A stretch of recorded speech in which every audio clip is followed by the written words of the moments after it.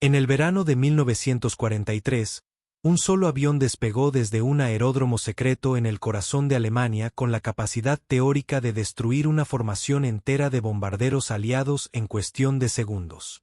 No era un caza convencional. No llevaba ametralladoras. No necesitaba dogfight. Necesitaba aproximarse una sola vez. Una sola vez era suficiente. El arma que transportaba podía pulverizar docenas de bombarderos B-17 en una fracción de segundo. Los aliados no sabían que existía. Los ingenieros que lo construyeron no estaban seguros de que sobreviviera al disparo. Y el piloto que lo voló por primera vez, tampoco. Para entender por qué Alemania llegó a construir algo así, hay que comprender el estado de la Luftwaffe en 1943. No era el mismo ejército del aire que había dominado los cielos sobre Polonia, Francia y los Balcanes. Las pérdidas en el frente oriental habían sido devastadoras. La batalla de Inglaterra había demostrado que la supremacía aérea no era permanente. Y ahora, desde el oeste, llegaba algo peor. Las formaciones de bombarderos estadounidenses. Los Boeing B-17 Flying Fortress y los Kensale-Dated B-24 Liberate volaban en formaciones apretadas, con artilleros en todas las posiciones, capaces de crear cortinas de fuego defensivo que hacían que interceptarlos resultara mortalmente costoso para los pilotos alemanes. Cada misión de escolta aliada era más profunda. Cada bombardeo era más preciso.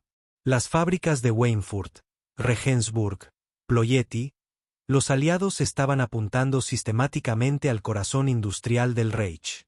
El Reichsluftfahrtministerium, el Ministerio de Aviación del Reich, necesitaba una respuesta que no dependiera de la valentía de sus pilotos para sobrevivir. Necesitaba tecnología. Necesitaba algo que los aliados no pudieran anticipar, no pudieran contrarrestar, y no pudieran imitar con suficiente rapidez. Lo que encargaron fue el Messerschmitt Me-163 Comet. Y lo que construyeron, accidentalmente o no, fue uno de los objetos más peligrosos jamás fabricados para ser pilotado por un ser humano. La historia del Me-163 no comienza con la guerra. Comienza con un científico austriaco llamado Alexander Lippisch, un hombre obsesionado con una idea que la mayoría de sus contemporáneos consideraba absurda, que un avión sin cola, con alas en delta pronunciada, era aerodinámicamente viable y potencialmente superior a cualquier diseño convencional. Lippisch llevaba desde los años 20 trabajando con planeadores de ala en delta. Sus diseños Delta I, Delta II, Delta III y Delta IV eran experimentos silenciosos que la comunidad aeronáutica observaba con escepticismo condescendiente. Pero Lippisch no buscaba aprobación. Buscaba datos. Y los datos le estaban diciendo algo extraordinario. Esta configuración podía alcanzar velocidades que ningún avión propulsado por pistón podría igualar jamás. El problema era el motor. Un planeador en delta es elegante. Un planeador en delta con un motor de pistón convencional es un compromiso. Pero un avión en delta con un motor cohete, eso era otra cosa completamente. En 1939, Lippisch fue transferido, no del todo voluntariamente, a trabajar bajo el paraguas de la empresa Messerschmitt AG en Augsburgo. La relación entre Lippisch y Willy Messerschmitt era tensa desde el principio. Dos egos técnicos de primera magnitud en el mismo edificio rara vez producen armonía, y este caso no fue la excepción. Pero el proyecto que se les asignó era demasiado importante para permitirse el lujo de la fricción personal. El motor que iba a propulsar este avión era el Walter HWK 109-509A, desarrollado por Helmut Walter en Kiel. Walter era un ingeniero fuera de lo común, alguien que pensaba en términos de reacciones químicas más que en términos de ingeniería mecánica convencional. Su motor no quemaba gasolina ni queroseno. Quemaba dos sustancias separadas, el llamado Seestoff, una mezcla de hidracina hidratada y metanol, y el T-Stoff, que era esencialmente peróxido de hidrógeno altamente concentrado al 80%.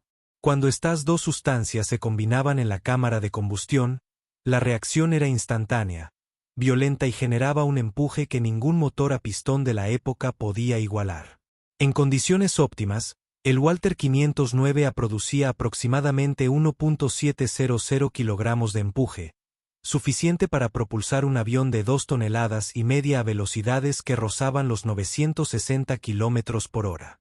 Aquí está el problema. El TSTOF era extraordinariamente inestable. Reaccionaba violentamente con casi cualquier material orgánico, incluyendo el cuero de los guantes de los mecánicos, la madera de las herramientas de trabajo, y bajo ciertas condiciones, el propio airframe del avión. Los accidentes en tierra durante el manejo del combustible no eran infrecuentes. Eran esperados.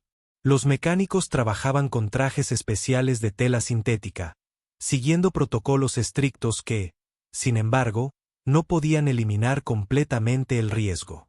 El primer prototipo verdaderamente motorizado, el Me-163V4, comenzó sus pruebas en el aeródromo de Peenemünde Oeste en 1941.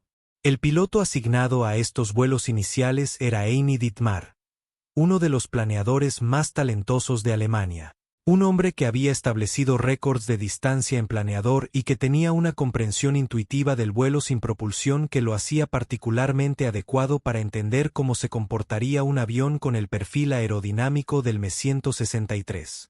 El 2 de octubre de 1941, Dittmar fue remolcado a altitud y liberó el motor cohete. Lo que sucedió en los minutos siguientes dejó a los observadores en tierra sin habla. El Me-163V4 alcanzó 1.004 km por hora en vuelo nivelado.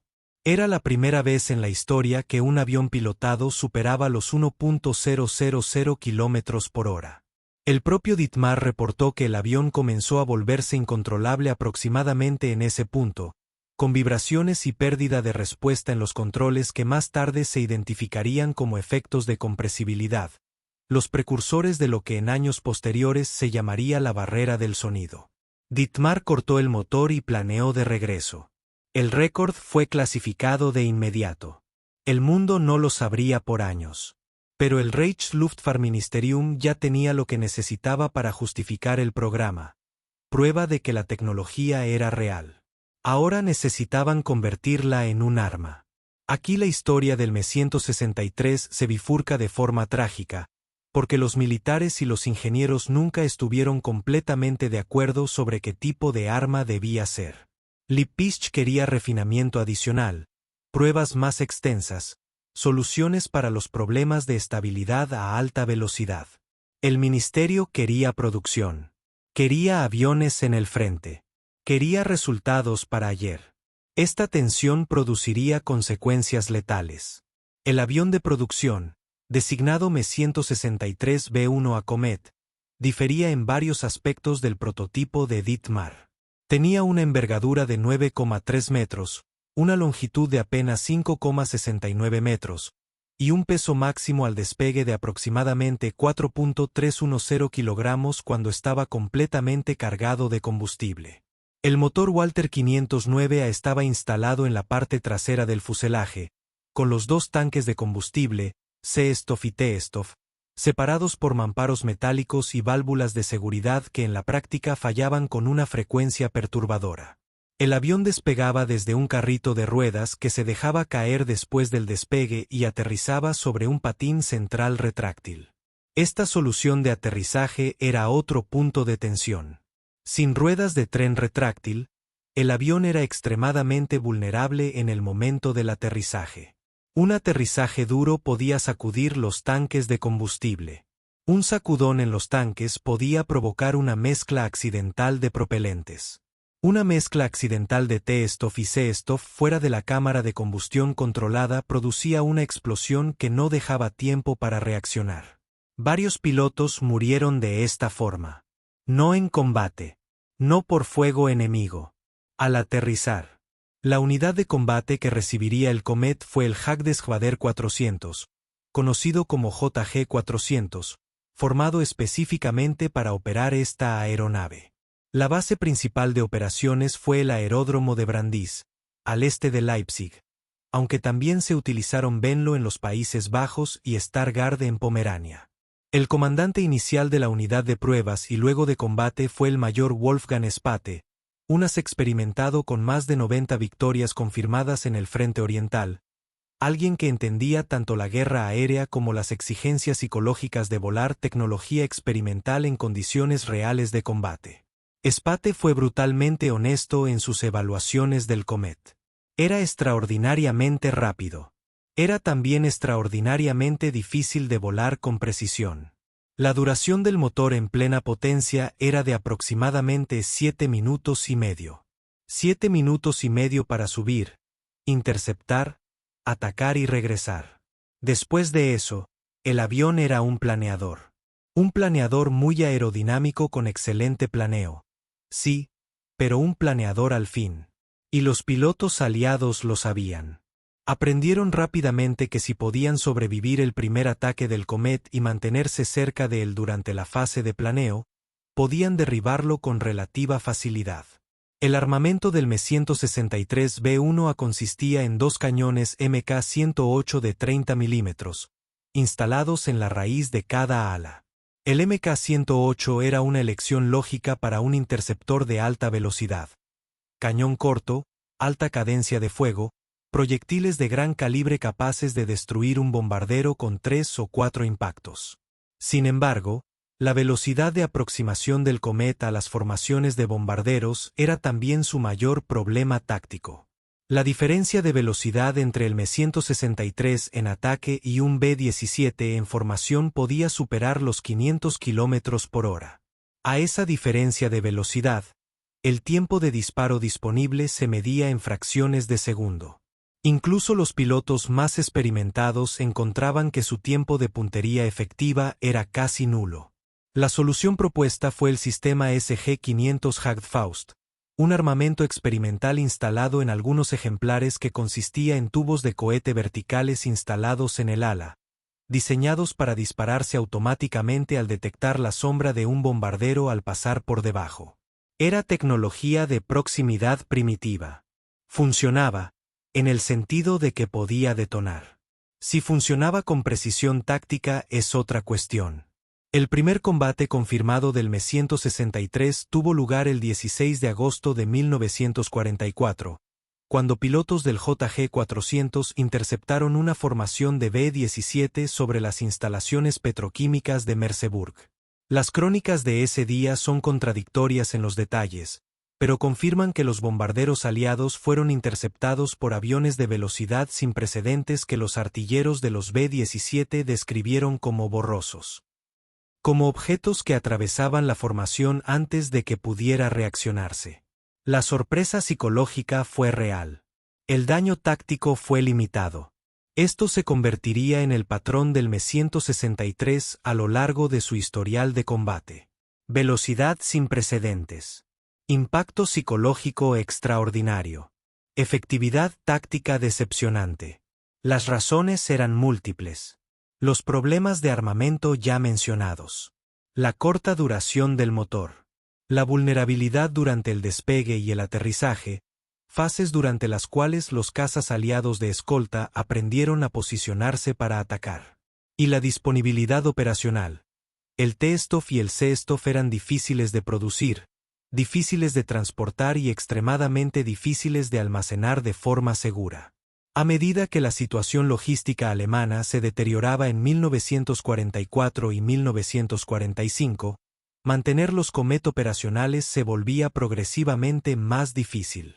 Se produjeron aproximadamente 364 unidades del Me-163B1A entre 1944 y el final de la guerra, aunque el número exacto varía según las fuentes.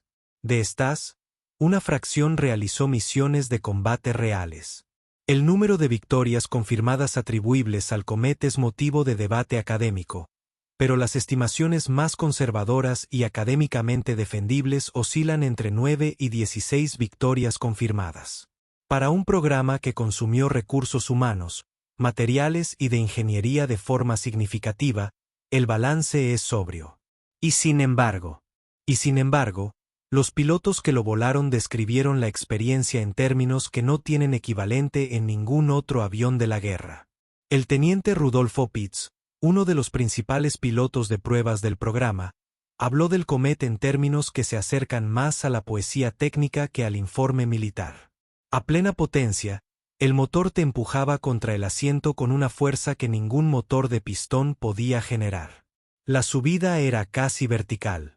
El horizonte desaparecía y el cielo te venía encima con una rapidez que el cerebro tardaba en procesar. Y luego, cuando el combustible se agotaba y el motor callaba, había un silencio repentino y total. El avión seguía volando, seguía respondiendo, pero en silencio absoluto. Solo el viento. Eso tenía una extraña belleza, según Opitz. Una extraña y aterradora belleza. Lippisch, para entonces ya separado del proyecto y trabajando en otros diseños, nunca estuvo completamente satisfecho con cómo se había utilizado su creación. Sus concepciones originales eran investigación aerodinámica pura. La presión de convertir un laboratorio volante en un interceptor de producción en masa, a tiempo de guerra, con materiales sustitutos, con pilotos con entrenamiento insuficiente sobre una aeronave completamente sin precedentes, eso no era ingeniería. Era improvisación desesperada. Tenía razón. Cuando la guerra terminó, los ejemplares supervivientes del Me-163 cayeron en manos aliadas con una rapidez que indica el nivel de interés técnico que generaban. Los estadounidenses capturaron varios en Alemania. Los británicos también. La evaluación técnica fue extensa. Los informes clasificados de la Royal Aircraft Establishment en Farnborough describían el Me-163 como técnicamente impresionante pero operacionalmente limitado, un avión que había llegado demasiado tarde, con demasiados problemas sin resolver, para cambiar el curso de la guerra. Los japoneses, que habían firmado acuerdos de transferencia tecnológica con Alemania, intentaron construir su propia versión, el Mitsubishi J-8M Susui. Los planos llegaron por submarino. Solo una fracción de la documentación técnica sobrevivió el viaje.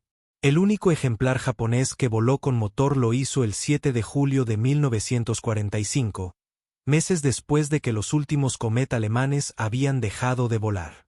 El motor falló en el ascenso. El avión se estrelló. El piloto, el capitán Toyo Ho, murió. Así terminó, en un campo de aviación japonés, el último capítulo operacional de la tecnología Comet. Lippisch emigró a los Estados Unidos después de la guerra, donde trabajó para la Fuerza Aérea estadounidense en proyectos de diseño de ala delta que eventualmente influirían en generaciones de aviones supersónicos. Su trabajo en Alemania, incluyendo el Me-163, fue estudiado y analizado con cuidado. Las lecciones aerodinámicas del Comet se pueden rastrear, con mayor o menor certeza, en el diseño del Convair F-102 Delta Dagger y de otros aviones que dominarían los cielos de la Guerra Fría.